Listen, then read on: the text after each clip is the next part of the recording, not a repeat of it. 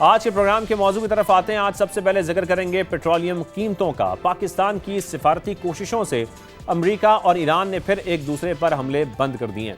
अभी आबने हुर्मुज़ को तो नहीं खोला गया, लेकिन बातचीत दोबारा शुरू होने के बाद हम समंदरी रास्ते के खुलने का इम्कान है। दूसरी जानिब आबने हुर्मुज़ की बंदिश के बायस पाकिस्तान जिस रूट बाबुल मंदब पर इन्हिसार कर रहा था, वहां पर यमन के हौजियों की सऊदी अरब की बहरी नाकाबंदी के बायस जहाज़ों की आमदोरफ्त मुतासर हो रही थी। वफाकी वज़ीर पेट्रोलियम अली परवेज़ मलिक ने जब गुफ्तगू की तो उनके मुताबिक पाकिस्तान के बाबुल मंदब में फंसे जहाज़ अब निकल आए हैं, जो चंद रोज़ में पाकिस्तान पहुंच जाएंगे, जिसके बाद फ्यूल शॉर्टेज का खतरा भी टल जाएगा। अब बात करते हैं पेट्रोलियम कीमतों के यौमिया तयन का, जिसके तहत पेट्रोल सिर्फ एक रुपया सस्ता किया गया है, जबकि डीजल की कीमत में 3 रुपये 37 पैसे फी लीटर इजाफा कर दिया गया है। अगर हम इंटरनेशनल मार्केट को देखें तो जुमे के रोज से ही क्रूड ऑयल की कीमतों में कमी का सिलसिला जारी है। आज भी 2.5% तक कमी हुई। गुज़श्ता रोज तो 9% तक गिरावट देखी गई। फेदात शुमार को देखा जाए तो ब्रेंट क्रूड जो गुज़श्ता हफ्ते $100 पर पहुंच चुका था, अब $86 फी बैरल पर आ चुका है। अमरीकी WTI की भी बात करेंगे, ये भी अगर देखा जाए तो $92 से अब $80 फी बैरल पर आ चुका है। अवामी हलकों की जानिब से यह सवाल उठाया जा रहा है कि जब कीमत बढ़ाना हो तो सिंगापुर प्लैट्स में यौमिया कीमतों को लेकर इजाफा किया जाता है, और जब कम करने की बारी आए तो हुकूमत ने एक हफ्ते की एवरेज प्राइस का जवाब पेश कर दिया। सवाल यह कि पैदा होता है कि अगर एक हफ्ते की एवरेज प्राइस ही लेनी है तो फिर कीमतों के यौमिया तयन का फार्मूला क्यों अपनाया गया। दूसरी जानिब वज़ीर आज़म शहबाज शरीफ की ज़ेर सदारत काबीना कमेटी बराए तवानाई का इजलास हुआ और ऑयल रिफाइनिंग पॉलिसी में अहम तरामीम की मंजूरी दी गई है। वज़ीर आज़म ने रिफाइनरीज की फौरी अपग्रेडेशन और पेट्रोलियम मसनूआत के स्ट्रेटेजिक ज़खायर बढ़ाने की भी हिदायत की है। ब्राउन फील्ड रिफाइनरीज में सरमायाकारी के फ़रोग के लिए कतर, फिर सऊदी अरब और दीगर खलीजी ममालिक में रोड शोज़ मुनक्किद करने की भी हिदायत दी है। इस पर आज हमने बात करनी है। तफसीलन हमारे साथ मौजूद हैं माहिर मुआशियात फारूक सलीम साहब और chairman petrol pump owners association Khan साहब, क्योंकि पेट्रोल पंप्स की जानिब से हड़ताल भी की गई थी। उसके बाद क्या मुज़ाकरात हुए, क्या बात हुई, इस पर भी आज हम बात करेंगे। फारूक साहब, सबसे पहले मैं आपकी जानिब आऊँगा। फारूक साहब, जो इस वक्त हुआ है, 1 रुपये की कमी की गई है, ज़रा इस पर सबसे पहले बात कर लेते हैं। जब कीमतें 12% कम हुई हैं ग्लोबली, तो हमने सिर्फ 1 रुपये की कमी क्यों देखी? एक बहुत बड़ा रिलीफ दिया गया है अवाम को 1 रुपया कम करके, और इसको डी रेगुलेशन कहना चाहिए या नहीं कहना चाहिए? ये तो सिर्फ प्राइसिंग एक फ्रीक्वेंसी है जो चेंज हो रही है। जो 15 दिन में करते थे उसको तोड़ कर अब रोजाना किया जा रहा है, और हुकूमत ने अपने ऊपर से नाम भी हटा लिया है। ज़ाहिर है, हम हुकूमत को अवाम डायरेक्टली कुछ कहते हैं तो वो कहते हैं ये जिम्मेदारी हमारी नहीं है। कैसे देख रहे हैं आप इस प्राइसिंग फार्मूले को? जी, मामला को बड़ा पेचीदा बना के पेश किया जाता है। एक आलमी बेंचमार्क का जिक्र किया जाता है कि फ्लैट्स के साथ कहीं पाकिस्तान की जो डोमेस्टिक प्राइसेस हैं वो नक्की कर दी गई हैं। फिर कहीं एक हफ्ते की एवरेज प्राइस का जिक्र किया जाता है, उससे पहले 2 हफ्ते की एवरेज प्राइस का जिक्र किया जाता था। ये मामलात इतने पेचीदा है नहीं। आम पाकिस्तानी की नज़र सवालात सिर्फ 2 हैं जो मेन सवालात उठते हैं। पहला सवाल ये है कि इस खित्ते में जिसमें बड़े ममालिक शामिल हैं, पाकिस्तान, भारत, बांग्लादेश है। इन सब ममालिक में जो डीजल की कीमत है वो पाकिस्तान में हाईएस्ट, बुलंद तरीन। एक पहला सवाल ये है कि ऐसा क्यों है? जो भारत का तेल है, जो बांग्लादेश में तेल आता है, वो भी उन्हीं रास्तों से आता है, उन्हीं सोर्सेज से आता है जहाँ से पाकिस्तान तेल खरीदता है। और दूसरा बड़ा सवाल ये मेजर सवाल ये उठता है कि पिछले एक हफ्ते में देख लीजिए, जुलाई 16 से जुलाई 28 तक गिन लीजिए, जो कीमतों में इजाफा आया है वो सबसे ज़्यादा और सिर्फ पाकिस्तान में आया है। पाकिस्तान में डीजल की कीमत जो जुलाई 16 को थी वो 323 रुपये फी लीटर थी, अब वो 386 पे पहुँच गई है। इसका मतलब है कि तकरीबन 19% इजाफा हुआ है सिर्फ एक हफ्ते में। इसी दौरान अफगानिस्तान में 73 अफगानी से 74 अफगानी पे पहुंची है, जिसका मतलब है कि वहाँ पे अफगानिस्तान में डीजल की कीमत में इजाफा हुआ है 1.4%। तो ऐसा क्यों है कि पाकिस्तान में इस पूरे खित्ते में सबसे ज़्यादा तेज़ी से कीमतें बढ़ती हैं, और इस वक्त डीजल जो है वो सबसे हाईएस्ट बुलंद तरीन कीमत में बेचा जा रहा है। तो ये पेचीदा सवाल नहीं है, सिंपल से सवाल है, और इसका जवाब हुकूमत को देना। लेकिन आपके मुताबिक क्या एक बड़ी वजह, जब आप कंपैरिजन कर रहे हैं पाकिस्तान का भारत से, बांग्लादेश से, और हम श्रीलंका की भी देखते हैं जो कीमतें हैं वो कम है हमसे, लेकिन क्या इसकी वजह सिर्फ और सिर्फ टैक्सेशन है जो हमारे यहाँ अभी भी देखी जा रही है कि 100 रुपये से ऊपर है? देखिए, मैं ये समझता हूँ कि ये क्लेम ज़रूर किया जाता है कि पाकिस्तान की जो कीमतें हैं, वो किसी आलमी बेंचमार्क से नक्की की हुई हैं, उसी के मुताबिक पाकिस्तान के अंदर उतार और चढ़ाव आता है। अमली तौर पे पाकिस्तान की कीमतों का आलमी मंडी की कीमतों से कतई कोई ताल्लुक नज़र नहीं आता।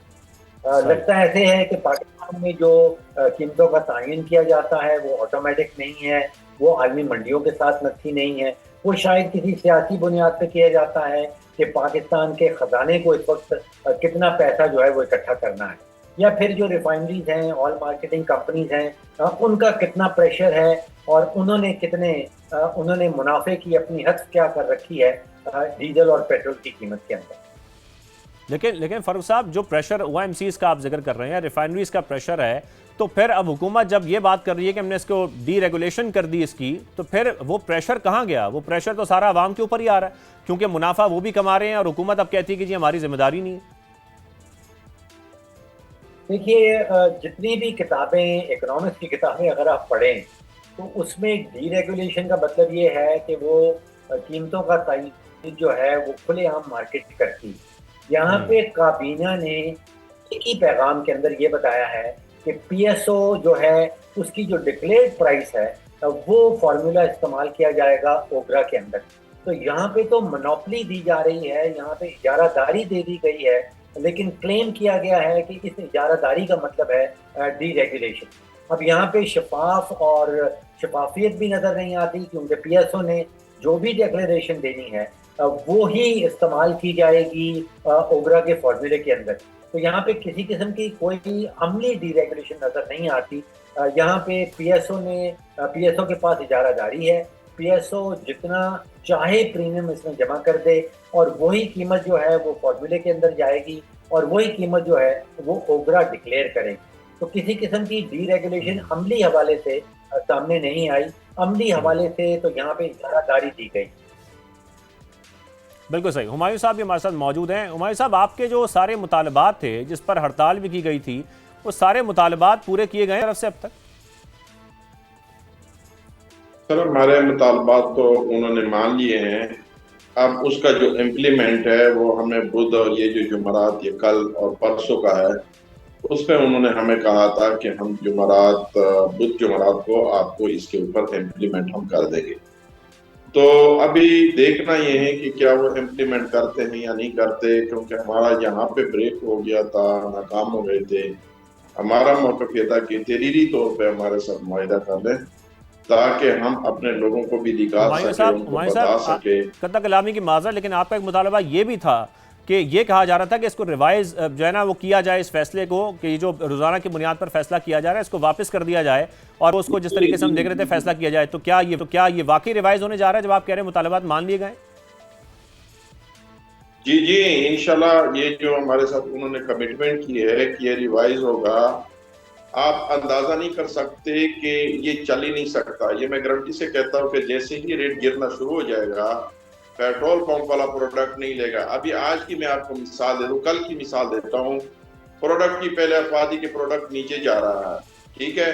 अब कंपनियों ने जो पिछले 2 दिन से पेंडिंग ऑर्डर थे, उन्होंने सब ऑर्डर रिलीज करके ना पेट्रोल पंपों पे अपने पेट्रोल सप्लाई और डीजल दे दी, क्योंकि उनको पता चल गया कि अब 1 रुपए है। मतलब पहले तो ज्यादा का था, अफवाह ज्यादा की थी, लेकिन वो फिर बाद में 1 रुपए हो गया।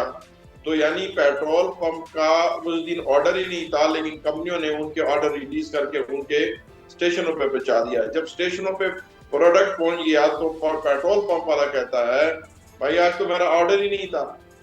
मतलब ऑर्डर अगर पहले था, जिस वक्त रेट बढ़ रहा था, तो आज तो मेरा ऑर्डर ही नहीं था, लेकिन कंपनियों ने वो ऑर्डर रिलीज कर दिए। एक तो ये हो गया कि डे बाय डे अगर आपके पेट्रोल पंप का नुकसान हो रहा है, आप अपने स्टॉक को कैसे मेंटेन करेंगे? मिसाल के तौर पे आप प्रोडक्ट रोजाना मंगवाते हैं, रोजाना आप नुकसान कर रहे हैं, तो ये तो कंपनियों का काम है, ये पेट्रोल पंप वाला अफोर्ड ही नहीं कर सकता। उस गलतफहमी है बहुत बड़ी, और पाकिस्तान की हुकूमत पाकिस्तान को ये गलतफहमी है। फिर ये पंप ड्राई होंगे, फिर ये एक्शन होगा, फिर कहते हैं प्रोडक्ट जो है ना आपने जीरो इसका प्रोडक्ट क्यों रखा हुआ है जीरो स्टॉक का। तो जब आप नुकसान कर रहे हैं, आप कैसे अफोर्ड कर सकते हैं? तो बहरहाल ये जो इन्होंने तरीका बना दिया, ये सारा ओएमसी और रिफाइनरी के कहने पे बना लिया गवर्नमेंट को ये फायदा होना था। गवर्नमेंट ने ये कहा कि अब हम ये जो मुसीबत है ना, ये कंपनियों के उस पर डाल दे। अच्छा, कंपनियों पे डाल दे ना, ये डीरेगुलेशन है ना, मतलब हम तो कहते कि आधा तीतर आधा बटेर वाली बात है, ये कभी भी नहीं सही। हो सकता। और मुझे तो बिल्कुल ये नामुमकिन लगता है। दूसरी ठीक है बात है कि फारूक जो साहब, पेट्रोल फारूक पंप साहब, ये वाले बात और आपने हुमायूं ये साहब की सुनी कि अगर ऐसा किया गया है तो ये रिफाइनरीज को और ओएमसीज को फायदा पहुंचाने के लिए किया गया है, इससे इत्तेफाक करते हैं आप? मैं सवाल मुझसे। जी जी फारूक साहब। देखिए, जो पेट्रोल पंप मालकान की एसोसिएशन है, जो बाकी इंटरमीडिएट हैं इसके अंदर, वो अपने माली मफाद के लिए इस सारे खेल में शामिल हैं। उनको नज़र आ रहा है कि इस सारे खेल के दौरान जो ऑयल कंपनीज हैं, जो रिफाइनरीज हैं, उनके मुनाफों में 100% इजाफा आ गया है। वो ये भी देख रहे हैं कि हुकूमत ने जो है वो अपनी तिजोरियां भी भर ली हैं। उसने जो हद रखा था पेट्रोलियम लेवी की मद में 1.4 खरब रुपए का, वो हद से ज़्यादा उन्होंने इकट्ठा कर लिया है। तो यहाँ पे उनका तो एक वेस्टेड इंटरेस्ट है। वो चाहते हैं कि अगर रिफाइनरीज ने, ऑयल मार्केटिंग कंपनीज ने, हुकूमत ने अपनी तिजोरियां भरी हैं, तो हमें भी मौका दिया जाए कि हम भी अपनी तिजोरियां भर सकें।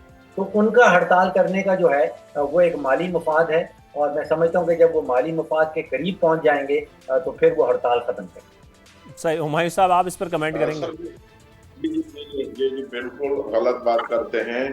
माली मुफाद, जो बंदा माली मुफाद भी बता दें कि माली मुफाद हमें कहाँ पे है। अच्छा देखो, आप एक बिजनेस कर रहे हैं, आपका बिजनेस का जो आपका मॉडल है, अब वो पाकिस्तान के कानून के मुताबिक गलत है। आपने यूरोप का फार्मूला यहाँ पे इम्प्लीमेंट कर दिया। पहले ये बता दो कि इसमें हमारा माली मुफाद क्या है, मतलब डे बाई डे में हमारा क्या है। और हम जो 15 दिन या महीने की बात कर रहे हैं, देखो ना, ये होना तो फिर ये चाहिए कि डे बाई डे में हमें फायदा है, तो फिर हम इसका रिएक्शन क्यों करते हैं। पहले उसके ये हमें ये भी बता देना कि हमारा जो ये इकोनॉमिक्स का जो है ना एक्सपर्ट बैठा हुआ है, ये भी बता दे कि एक पेट्रोल पंप की इस वक्त पाकिस्तान में कितनी सेल होनी चाहिए और फिर उसका कमीशन कितना होना चाहिए, और वो कैसे सर्वाइव कर सकता है, क्योंकि ज्यादा एक्सपर्ट है। हमारा 8-8.5 रुपए का कमीशन है। 8-8.5 लेकिन रुपए हुमायूं में साहब, हुमायूं साहब, 12। एग्जिस्टिंग स्टॉक के ऊपर अगर कीमतें बढ़ती हैं तो उसमें माली फायदा नहीं होता आप लोगों को? सर आप, यही तो बात है ना सर, जो आपको समझ नहीं आती। एग्जिस्टिंग जो स्टॉक होता है उस पे आपकी ये बात सही है कि वो पैसा मुनाफा तो बढ़ता है, लेकिन वो आपके पास स्टॉक मौजूद होगा तो होगा, क्योंकि हम तो कंपनी के अंडर काम कर रहे हैं। कंपनी उस वक्त आपको स्टॉक ही नहीं देता। कंट्रोल तो उनके पास है, इंपोर्ट उनके पास है, फैसले उनके सही पास है। है, चाबी उनके पास, सब कुछ उनके पास। हमारे पास तो कुछ भी नहीं होता। हमारे पास कैसे है आप बताएं ना। हमारे पास जब कंपनी हमें स्टॉक नहीं देगा, कंपनी हमें प्रोडक्ट नहीं देगा, तो आप बताएं ना हमारे पास कैसे स्टॉक आएगा। फारूक साहब, इस मसले का हल हुकूमत किस तरीके से निकाल सकती है? अगर हम इसको ओवरऑल देखें, ज़ाहिर है इल्ज़ामात एक दूसरे पर लगाए जाते हैं। वो कहते हैं वो माली फ़वाइद हासिल कर रहे हैं, वो कहते हैं वो माली फ़वाइद हासिल कर रहे हैं। सप्लाई आने पर कीमतों का तयन होना चाहिए या इसको ऐसी रोज़ाना की बुनियाद पर ही करना चाहिए? इसका एक हल क्या सामने आ सकता है जो हुकूमत निकाल सकती है? देखिए, पहली बात तो ये है कि ये रोज़ाना की बुनियाद के ऊपर जो कीमतों का तयन किया जा रहा है, ये मैं समझ नहीं पा रहा हूँ। Is beyond my comprehension.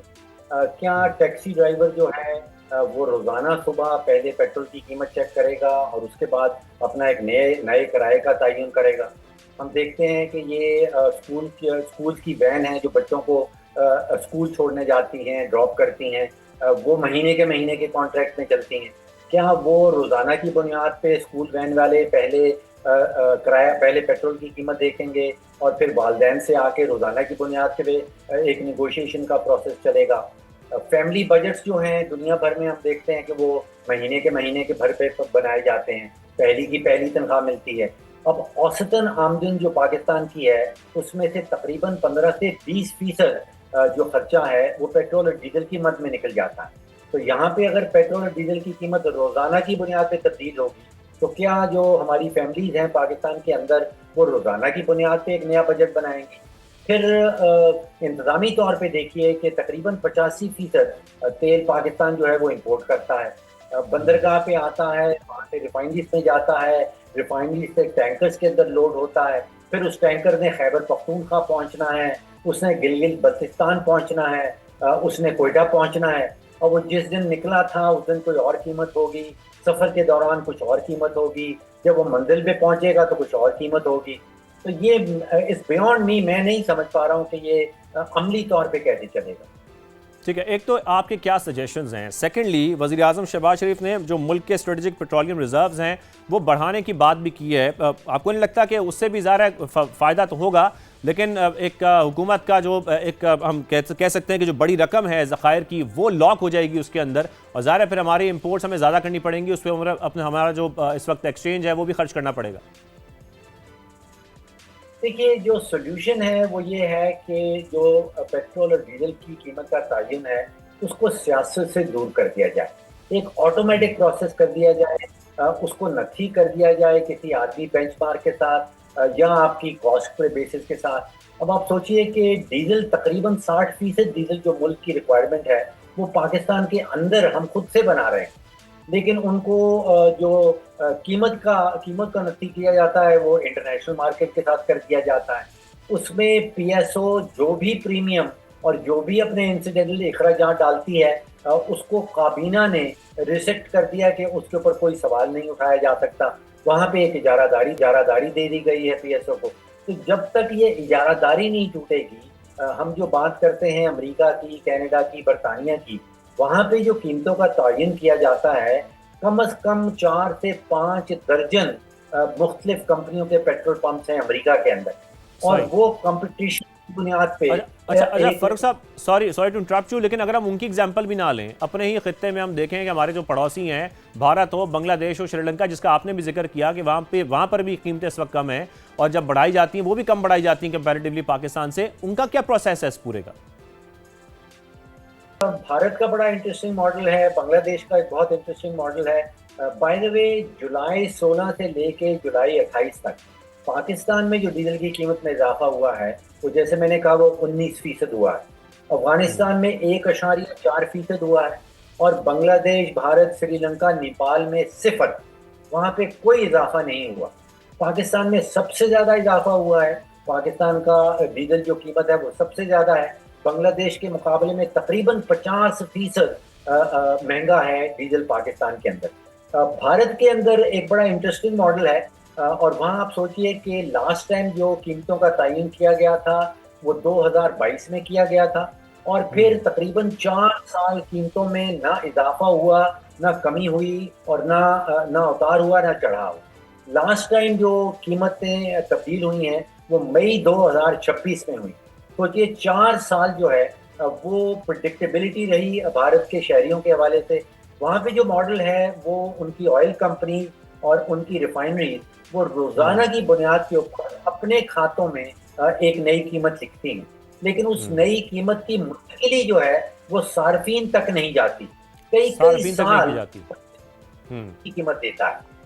Bangladesh के अंदर अभी ये फैसला किया गया कि जो आलमी मंडी में जिस तेजी से कीमत चढ़ी है उसका सिर्फ 16% जो है वो बांग्लादेशी अवाम के ऊपर। बिल्कुल ठीक है फरूख साहब, ये सिर्फ पाकिस्तान में ही हो रहा है कि रोजाना की बुनियाद पर कीमतें बढ़ाई तो बहुत ज़्यादा जा रही हैं, लेकिन जब ग्लोबली कम होती हैं तो उसको कम नहीं किया जा रहा और सार्फिन इसे पिस रहे। हुमायूं साहब, लास्टली आप कमेंट कीजिएगा, जो मुतालबात आप लोगों ने सामने रखे हुकूमत के, और आपने कहा कि हो सकता है कि ये रिवर्स हो जाए फैसला रोजाना की बुनियाद का, क्या आपको लगता है हुकूमत बहुत जल्द ये करने जा रही है या कुछ दीगर मुतालबात भी हैं जो आपके पूरे होने जा रहे हैं? हमारे मुतालबात तो बहुत हैं, लेकिन ये इंशाल्लाह मुझे उम्मीद है अल्लाह के ज़ात के ऊपर के जो कमिटमेंट उन्होंने की है कि वो ये रिवर्स होगा। क्योंकि हमारी मतलब ऑयल टैंकर, अगर मैं आपको बता दूं तो उनके किराया, कल के उनके साथ भी मीटिंग होगी, उन्होंने कहा ये हम कैसे कर सकते हैं। मतलब एक आपका डीजल की प्राइस इतनी बढ़ चुकी है, किराए वही पुराने हैं, हम अफोर्ड ही नहीं कर सकते। देखो, हर बंदे का इस वक्त अगर आपने प्राइस बढ़ाने हैं या कोई फार्मूला बनाना है, जो आपके स्टेक होल्डर है इस वक्त इंडस्ट्री के अंदर, पेट्रोलियम इंडस्ट्री के अंदर सबसे बड़े स्टेक होल्डर हमारे पेट्रोल पंप मालिकान है, सबसे बड़ी इन्वेस्टमेंट इनकी है। तो आप उसके स्टेक होल्डर के साथ बात नहीं करेंगे, उसके साथ मामला नहीं करेंगे, जो भी आप फार्मूला बनाएंगे उसके जो वो दूर नहीं करेंगे, ये कैसे सर्वाइव कर सकता है? फिर रोज यही बातें होंगी हड़ताल होगा, शटडाउन होगा, मामला ठीक है, हुकूमत को तमाम स्टेक होल्डर्स को ऑन बोर्ड लेना चाहिए और फिर बात आगे बढ़ानी चाहिए ताकि फिर ऐसे हो सकें जो रिवर्स ना करने पड़े। हुमायूं साहब के मुताबिक ये फैसला रिवर्स हो सकता है। फारूक सलीम साहब, आपका बहुत शुक्रिया, आपने हमें ज्वाइन किया। हुमायूं साहब हमारे साथ मौजूद है।